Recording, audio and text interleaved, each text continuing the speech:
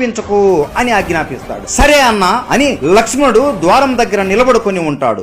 లోపల యముడు రాముడితో ఇలా అంటాడు, స్వామి, శివుడు మరియు బ్రహ్మ ఆజ్ఞ వలన నేను ఇక్కడికి వచ్చాను. మీరు ఈ రాముడి అవతారానికి ఉన్న కార్యం ముగిసింది. ఇక మీరు విష్ణు రూపంలోకి మారి వైకుంఠానికి రండి. లక్ష్మీదేవి మీకోసం ఎదురు చూస్తూ ఉంది అని అనగా రాముడు నవ్వుతూ సరే యమా అని అంటాడు. ఆ సమయంలోనే మహాకోపిష్టి అయిన దుర్వాస మహర్షి రాముడితో మాట్లాడడానికి అక్కడికి వస్తాడు. కానీ లక్ష్మణుడు, స్వామి, ఇక్కడ రాముల వారు ఏకాంతంగా ఉండాలి అనుకుంటున్నారు, మిమ్మల్ని ఇప్పుడు లోపలికి పంపలేను అని అనగా దుర్వాస కోపంతో, నేను ఇంత దూరం నుండి రాముడితో మాట్లాడడానికి వస్తే నన్ను లోపలికి పంపకుండా అడ్డుకుంటావా?